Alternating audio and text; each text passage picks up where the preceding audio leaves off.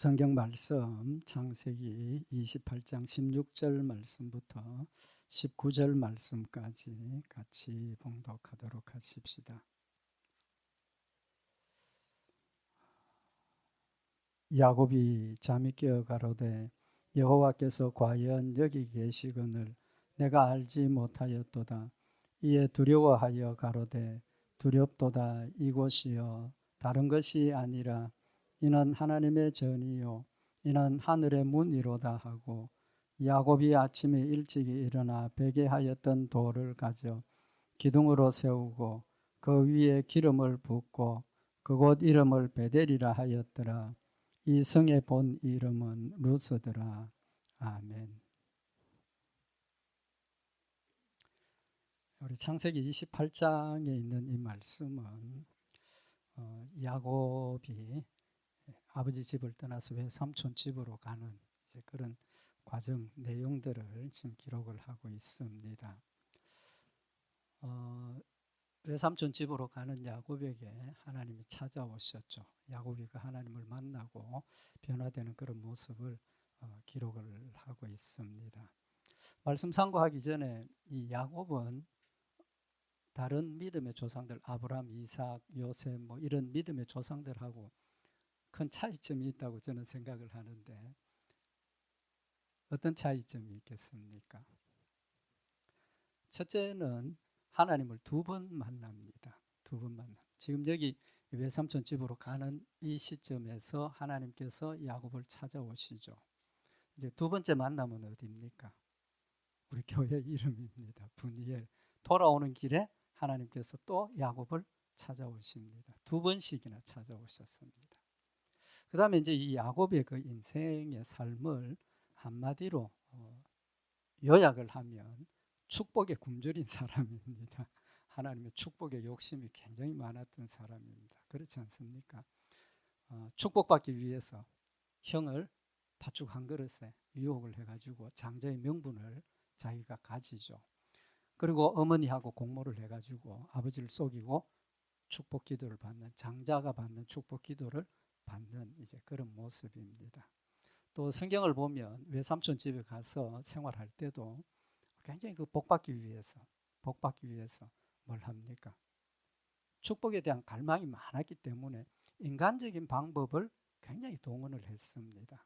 그 양을 먹일 때도 물가에 갔을 때 뭐 신풍나무 가지를 벗겨서 그 앞에 놓기도 하고 이런 여러 가지 인간적인 방법을 동원을 하죠. 사실은 이 문제하고 연관을 지어서 야곱이 하나님의 축복을 크게 받았습니다. 그죠? 그 자기가 고백하는 대로 빈 지팡이 하나 들고 갔다가 큰 재산을 이루고 돌아오죠. 축복을 받았습니다. 축복을 받았는데 만약에 야곱이 형을 속이고 팥죽 한 그릇으로 장자의 명분을 자기 것으로 만들고 또 아버지로부터 장자가 받을 축복 기도를 받았기 때문에 그런 축복을 받았겠습니까? 아니면 그게 아니라도 축복을 받았겠습니까? 명확히 하셔야 됩니다. 만약에 형을 속이고 장자의 명분 축복을 갈망했기 때문에 형을 속이고 장자의 명분을 팥죽 한 그릇에 자기 것으로 사고 아버지를 속여가지고 장자의 축복 기도를 받아서 축복을 받았다면 우리 어떻게 살아야 됩니까? 축복받기 위해서 수단 방법을 가리지 않고 노력해야 된다는 결론이 나지 않습니까? 그러니까 대답이 뭡니까? 그거 안 했으라도 그거 아니었더라도 축복을 받을 수 있었다가 아니라 분명히 받았습니다. 그것 아니라도 인간적인 방법 아니더라도 축복을 받았습니다. 왜 그렇습니까?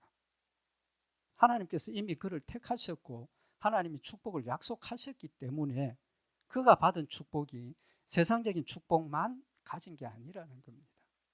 하나님이 그에게 축복하신 축복이 있었기 때문에 그 축복이 뭡니까? 택했다는 축복입니다. 하나님의 자녀가 되고 하나님의 구속받은 백성이 되어서 천국 소망을 주신 자였기 때문에 축복을 받은 겁니다. 그 이유를 밝혀주시는데 창세기 25장에 보면 이삭이 아이를 못 낳으니까 하나님 앞에 뭐 합니까? 기도합니다. 그죠? 기도하는데 창세기 25장 21절에 보면 이삭이 그 아내가 잉태하지 못함으로 그를 위하여 여호와께 간구하며 기도하니까 여호와께서 그 간구를 들으셨으므로 그 아내 리브가가 잉태했다. 기도해서 이제 임신을 한 거죠. 근데 임신을 한 리브가가 가만 보니까 지금 뭐가 생겼습니까? 이상한 일이 생겼습니다. 그죠? 임신을 했는데 쌍둥이에요. 쌍둥이. 그 쌍둥이가 둘이서 그 안에서부터 자꾸 싸운다는 겁니다. 싸우는 걸 느꼈다는 거죠. 그 창세기 25장 22절에 보면 아이들이 그의 태 속에서 서로 싸우는지라 그가 가로되 이 같으면 내가 어찌할꼬 가서 여호와께 묻자온대. 뱃속에서 둘이 형제가 쌍둥이가 태중에서 계속 싸우니까 불안하죠. 태중에서 싸우니까 나오면 어떻게 되겠습니까? 나와서도 더 싸우지 않겠느냐 그런 걱정이 생긴 겁니다. 하나님께 물었습니다. 기도로 물으니까 하나님이 대답을 해주셨죠. 창세기 25장 23절에 보면 여호와께서 그에게 이르시되 두 국민이 내 태중에 있구나. 두 민족이 내 복중에서부터 나누이리라. 이 족속이 저 족속보다 강하겠고 큰 자는 어린 자를 섬기리라. 뭐라고 말씀을 하셨습니까? 태중에 둘이 쌍둥이가 되었는데 한 사람은 큰 자는 동생을 섬기겠다고 하나님께서 미리 말씀을 하셨습니다. 그 이유가 뭡니까? 두 국민이 태중에 있다는 겁니다. 두 국민. 두 국민은 뭘 의미를 하는 겁니까? 택한 백성과 택한 받지 못한 백성을 의미를 하는 겁니다. 그래서 누가 택한 받았습니까? 이삭이 잉태했던 그 두 아들 중에 야곱이 택한 백성이고 에서는 택한 받지 못한 백성이라는 사실을 하나님께서 명백하게 밝혀주신 겁니다. 밝혀주신 거예요. 그러니까 결론은 야곱은 하나님의 택한 받은 백성이기 때문에 인간적인 노력이나 그런 것들 하지 않았더라도 축복을 받았다는 겁니다. 만약에 그가 그런 인간적인 방법을 동원을 해서 형을 속이고 아버지를 속이고 그것 때문에 형이 화가 나가지고 죽이려고 하는 그런 상황을 만들지 않고 그냥 가만히 집에서 하나님을 섬기고 아버지를 섬기고 잘 있었으면 그런 가정에 분란이 있었겠습니까? 없었겠습니까? 형하고 원수 질 일이 없지 않습니까? 왜? 하나님께서 약속하셨기 때문에 택한 백성에게 주시는 축복을 하나님이 그에게 아름다운 모습으로 주셨을 거라는 겁니다. 그러나 그가 너무 욕심이 과해서 인간적인 방법을 동원하고 결국은 형과 원수가 되고 집에서 한 집에서 살 수 없고 도망가는 그런 불행한 사실이 되었다는 거죠. 그럼 한 가지 더 생각을 해보십시다. 야곱이 에서보다 나은 사람입니까? 못된 사람입니까? 판단하기 좀 힘들죠. 물질에 욕심이 많았다고 나쁘다. 우리 그렇게 이야기는 할 수는 없겠지만 사실은 피해와 가해라는 그런 관점에서 보면 야곱은 뭡니까? 가해자죠. 가해자. 형은 피해자입니다. 그런 관점에서 보면 야곱이 나쁜 사람일 수 있다는 겁니다. 축복받기 위해서 노력했는데 그 방법이 형을 속이고 아버지를 속이고 인간적인 방법을 동원했다는 것은 어떤 관점에서 보면 결국은 좋은 방법이 아니라는 거죠. 그거 안 하고 있었어도 하나님께서 가족의 평안과 또 아름다운 모습으로 유산을 야곱에게 물려줄 수 있는 그런 상황이었을 거라는 거죠. 결국은 자신의 그런 하나의 행동 때문에 가정이 완전히 깨어졌지 않습니까? 가정이 깨어졌어요. 그래서 리브가가 야곱을 외삼촌 집에 보낼 때 잠시 갔다가 형이 화가 풀리면 돌아오느라 그렇게 보내지 않습니까? 근데 결국은 리브가는 야곱을 못 보고 죽었습니다. 못 보고 죽었다. 결국은 인간적인 방법이 아니라 오늘 이 말씀은 우리의 삶이 하나님을 만나고 하나님께 의지하고 하나님 주신 약속을 믿고 우리가 순종하며 따라가는 것이 우리의 삶이 하나님이 원하시는 삶이라는 것이고 또 한 가지는 이렇게 인간적인 방법에 매어 달려서 하나님보다는 세상을 쫓아가는 야곱에게 야곱이 하나님을 먼저 찾았습니까? 아니지 않습니까? 아니에요. 지금 외삼촌 집으로 도망가고 있는 그에게 하나님이 먼저 찾아오셨습니다. 하나님이 먼저 찾아오셨어요. 하나님께서 고향으로 돌아가라 하시고 그 명령을 받들어서 고향으로 돌아가고 있는 야곱이 형이 아직도 나를 죽이려고 한다는 그런 것 때문에 두려움을 가지고 지금 가고 있는 겁니다. 그 마지막 형과 만나는 과정도 어떤 과정입니까? 물질을 가지고 형의 마음을 돌리기 위해서 자기가 가지고 있는 양떼를 세 떼, 네 떼로 나누어서 그것도 그냥 한 번에 드리는 게 아니고 나누어서 세 번으로 나누어서 한 번 드려서 마음을 조금 누그러뜨리고 두 번째 가서 또 좀 더 누그러뜨리고 세 번째 가서 이제 그걸 보고 형이 마음을 돌리지 않겠느냐. 얼마나 머리를 지금 표현이 좀 이상합니다만 막 이렇게 생각을 많이 하고 행동을 하고 있지 않습니까? 인간적인 지혜를 동원을 하는 거죠. 그렇지만 그거는 안 되는 일이라는 거죠. 그때 하나님께서 야곱을 찾아오셔서 야곱이 밤새도록 하나님이 보낸 사자와 자기를 죽이려고 하는 형이 보낸 자객으로 오해를 하고 밤새도록 싸웠다는 겁니다. 마지막에 환도뼈가 부러지고 그가 영안이 밝아지고 하나님을 깨닫고 난 뒤에 나 축복해 주시지 않으면 놓지 않겠습니다. 하나님 앞에 메어 달리고 하나님께 모든 것을 맡기고 애원하는 그런 모습을 보고 하나님께서 그에게 용서하시고 형제의 화목을 이루시는 역사를 이루셨다는 겁니다. 결론은 우리의 모습이 어떻습니까? 야곱하고 비슷하지 않습니까? 어떻게 보면 야곱보다 더 할 수도 있습니다. 똑같습니다. 하나님께서 우리에게 축복을 약속하셨고 하나님께서 우리에게 믿음을 주셨음에도 불구하고 하나님이 함께 하심을 우리가 늘 체험을 하면서도 불구하고 하나님께 맡기고 하나님의 뜻대로 하나님이 역사하시도록 우리가 순종하고 따라가기보다는 내 뜻과 내 생각과 내 방법을 동원을 해서 우리의 삶을 이어가는 그런 모습일 수 있다는 겁니다. 그렇지만 이런 야곱을 하나님께서 그냥 버려두시지 않고 하나님이 먼저 찾아오셨다는 겁니다. 먼저 찾아오셨다. 우리와 항상 함께 하고 계시는 하나님이십니다. 우리가 하나님을 잊어버리고 세상적인 방법, 세상의 길로 가는 그 순간에도 하나님 나를 찾아오셔서 함께 하고 계시고 성령으로 우리 마음 가운데서 우리를 역사하시고 깨우쳐 주시고 있음에도 불구하고 우리의 영안이 어두워지고 욕심의 눈이 어두워지고 세상 연락에 빠져 있기 때문에 그걸 깨닫지 못하는 우리의 모습이라는 것을 교훈을 하시는 말씀입니다. 결론 다 말씀드렸습니다. 조금 구체적으로 말씀을 생각해 보십시다. 하나님 야곱을 찾아오셨습니다. 야곱에게 찾아오신 것을 알게 하셨습니다. 알게 하셨어요. 그렇죠? 하나님이 함께 하고 계십니다. 그런데 그걸 몰랐다는 겁니다. 지금도 하나님 우리와 함께 하고 계십니다. 그럼에도 불구하고 함께 하고 계심을 우리가 명확하게 느끼고 또 같이 행동하고 있느냐? 그게 아니지 않습니까? 하나님이 먼저 찾아오셨습니다. 어떤 방법으로? 꿈에. 잠이 들어있는 그에게 꿈에 하나님께서 찾아오셔서 창세기 28장 12절에 보면 꿈에 본즉 사닥다리가 땅 위에 섰는데 그 꼭대기가 하늘에 닿았고 또 본즉 하나님의 사자가 그 위에 오르락 내리락 하고 꿈에 하나님께서 그에게 나타나셔서 사닥다리를 보여주신 겁니다. 그 사다리가 어디까지 올라가는 사다리입니까? 하나님 계시는 그곳까지 이어진 그 사다리 위에 하나님의 사자가 올라갔다 내려갔다 올라갔다 내려갔다.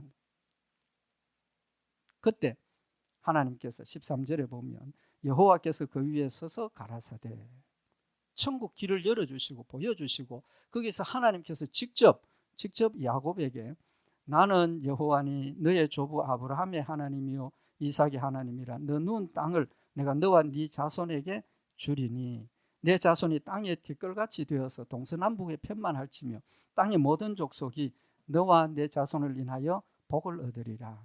내가 너와 함께 있어 네가 어디로 가든지 너를 지키고 보호하고 또 돌아오게 축복으로 돌아오게 하시겠다고 뭐 하십니까?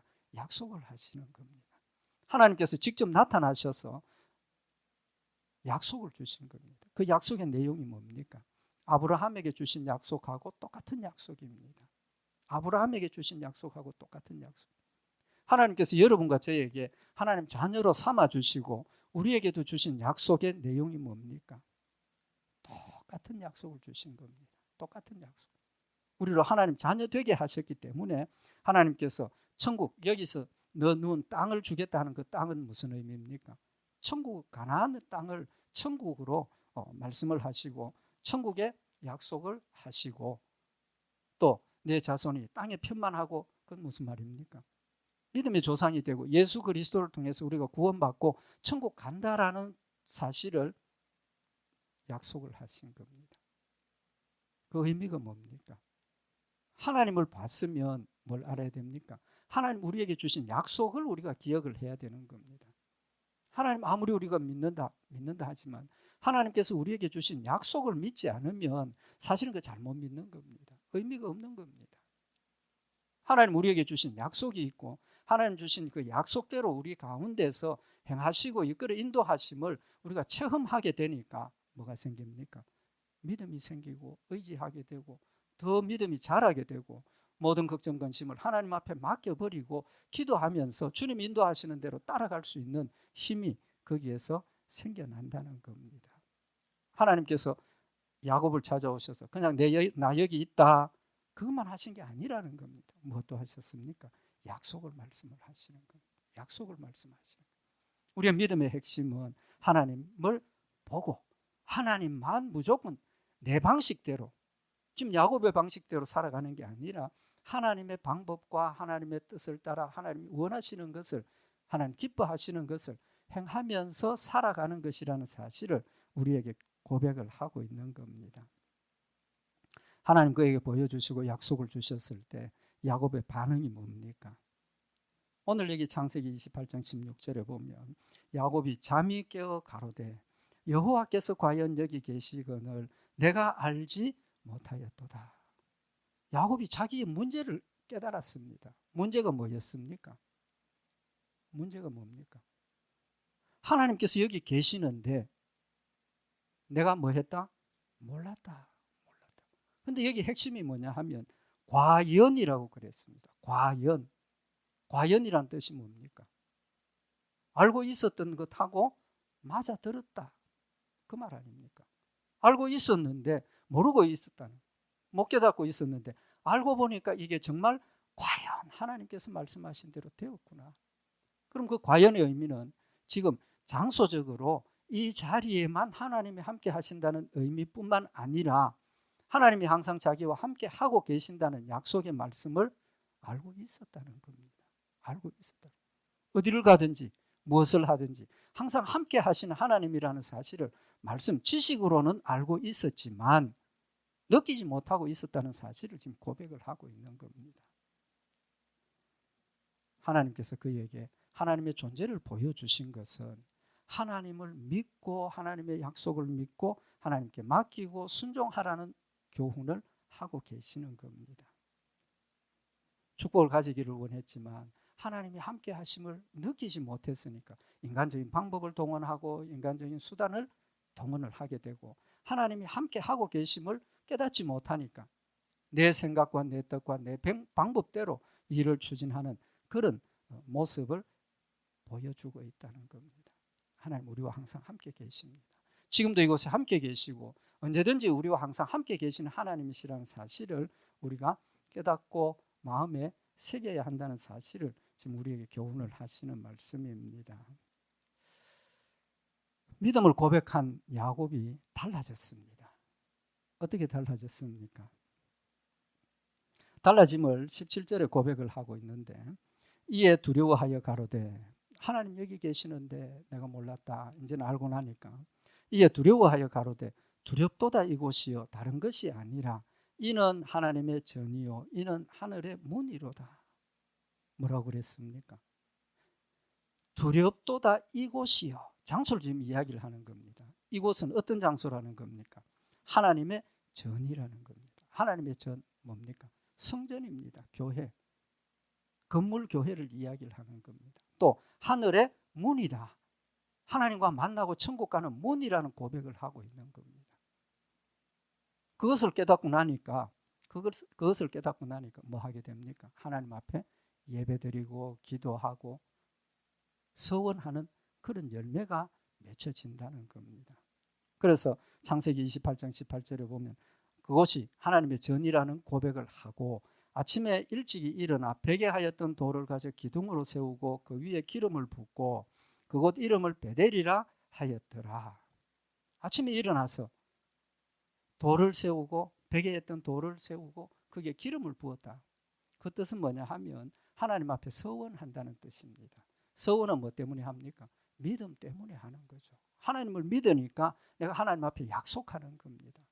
약속하는.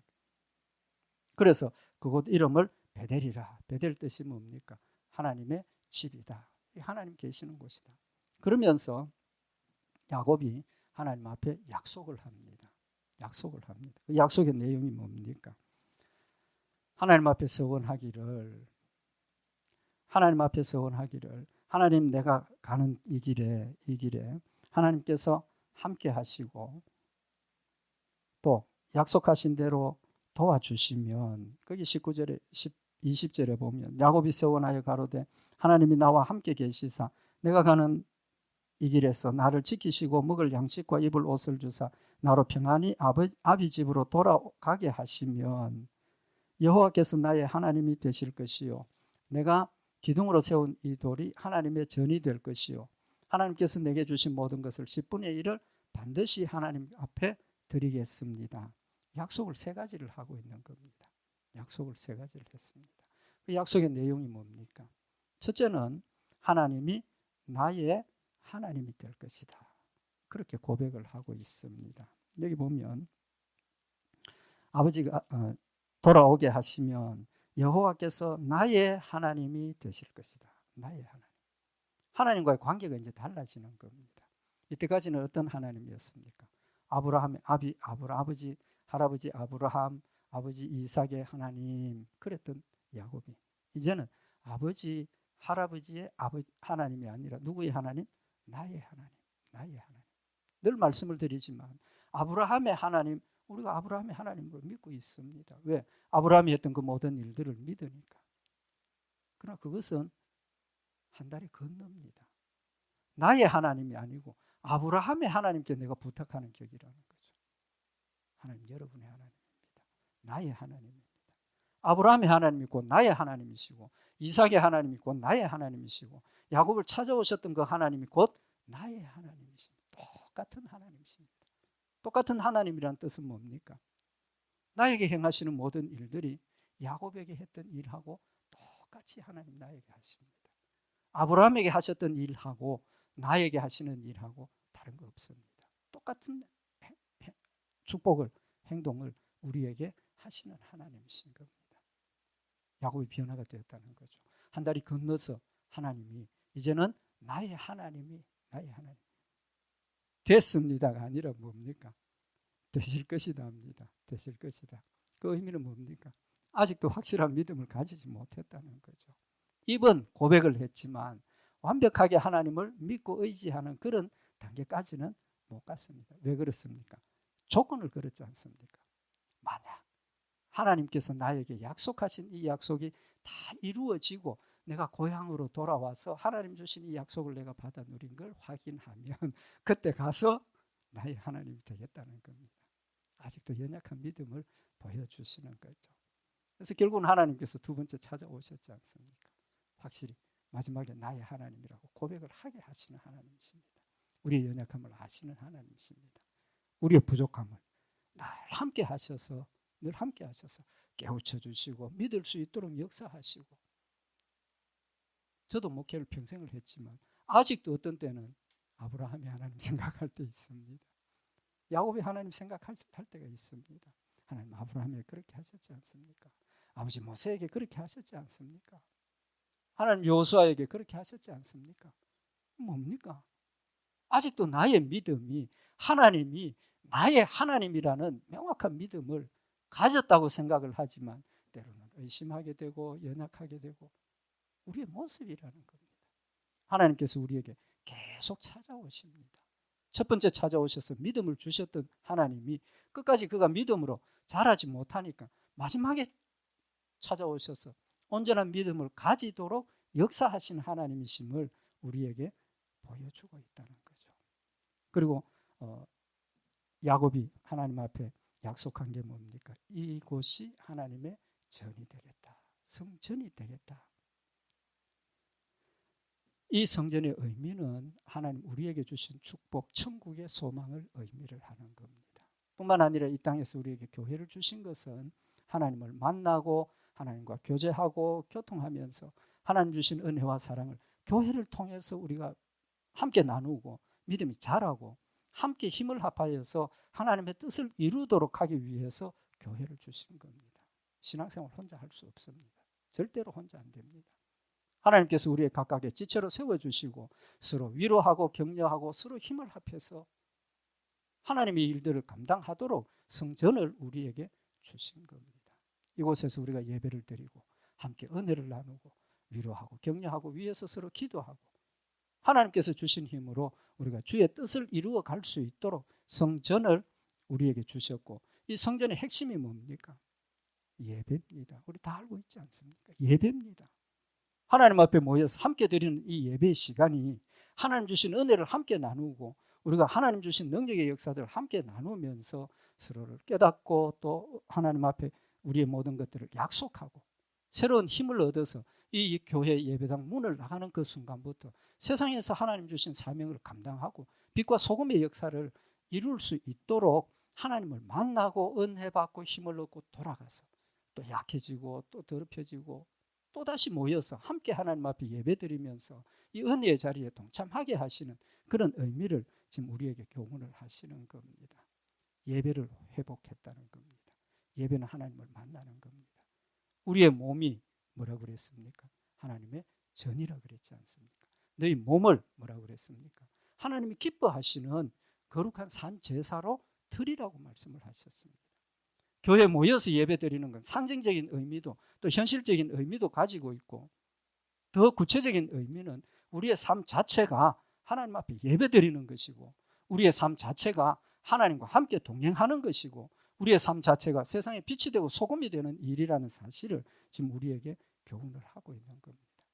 하나님과 내와의 관계가 온전하게 이루어지면 내 삶 전부가 뭐가 됩니까? 예배가 되는 겁니다.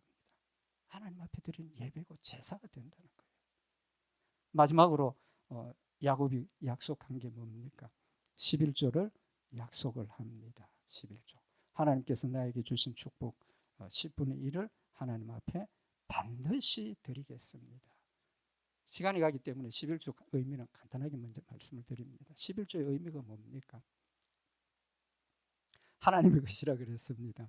우리가 하나님 앞에 드리는 헌물도 하나님의 것입니다. 인간적으로 개인적으로 마음대로 우리 사용할 수 있는 그런 게 아닙니다. 하나님의 것입니다.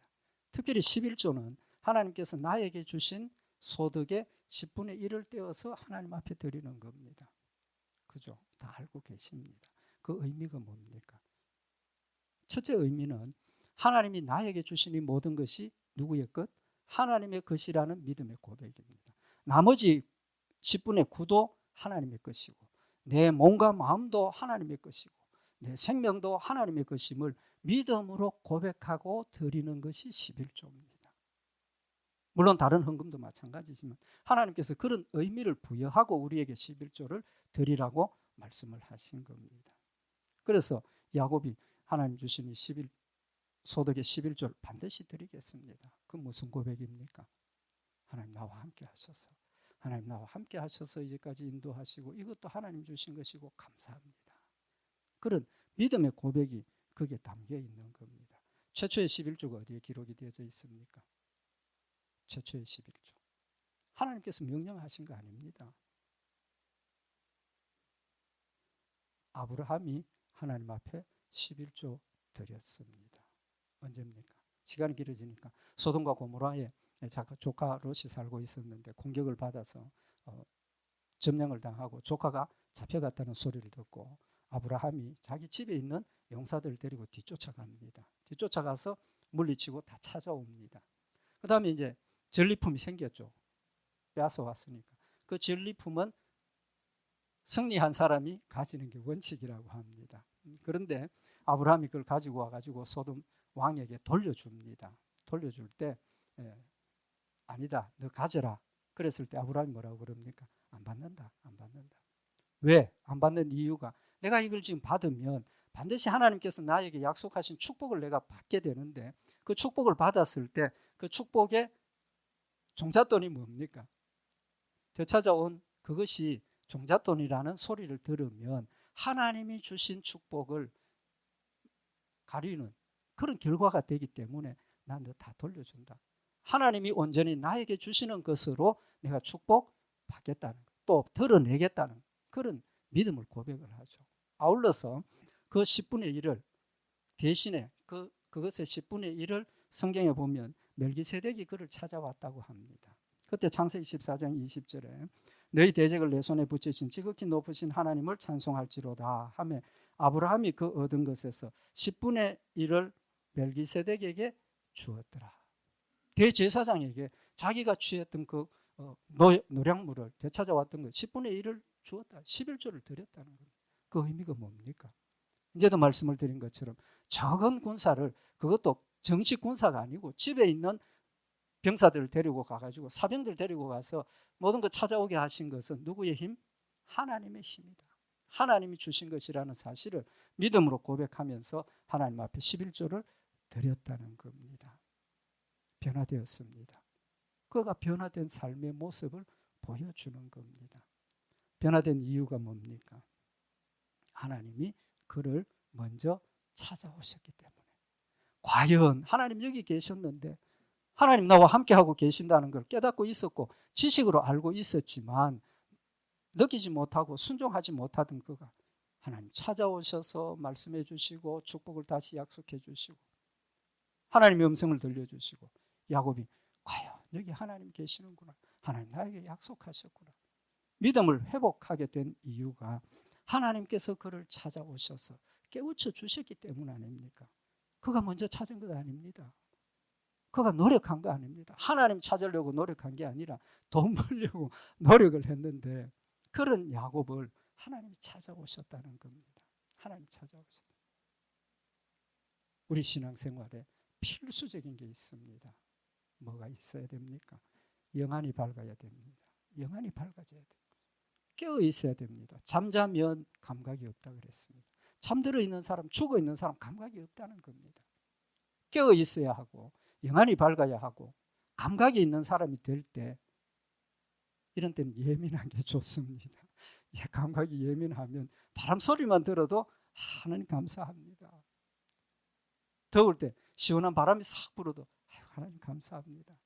예민한 사람 거기에 하나님과 연관이 되어지는 겁니다. 우리는 둔하니까 더울 때 찬바람 지나면 시원하다 지나가 버린다는 거예요. 과도하리만큼 우리의 나에게 되어지는 일들을 하나님과 연관시켜서 하나님의 은혜를 깨닫고 하나님 앞에 감사하고 믿음을 키워가는 것이 우리의 삶의 모습이어야 한다는 사실을 지금 우리에게 교훈을 하고 있는 겁니다. 로마서 9장 11절에 보면 그 자식들이 아직 나지도 아니하고 무슨 선이나 악을 행하지 아니한 때에 택하심을 따라 되는 하나님의 뜻이 행위로 말미암지 않고 오직 부르시는 이에게로 말미암아 서게 하려 하사 리브가에게 이르시되 큰 자가 어린 자를 섬기리라 하셨나니 기록된 바 내가 야곱은 사랑하고 에서는 미워하였다 하신과 같으니라.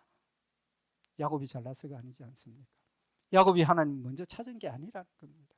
이미 하나님께서 창세전에 야곱을 하나님의 것으로 택해 주셨기 때문에 에서는 그 택함을 사랑을 받지 못했기 때문에 버림을 받았고 야곱은 하나님께서 찾아오셔서 깨우쳐 주시고 믿음을 고백하게 하시고 순종하게 하셨다는 사실을 우리에게 교훈을 하고 있는 겁니다.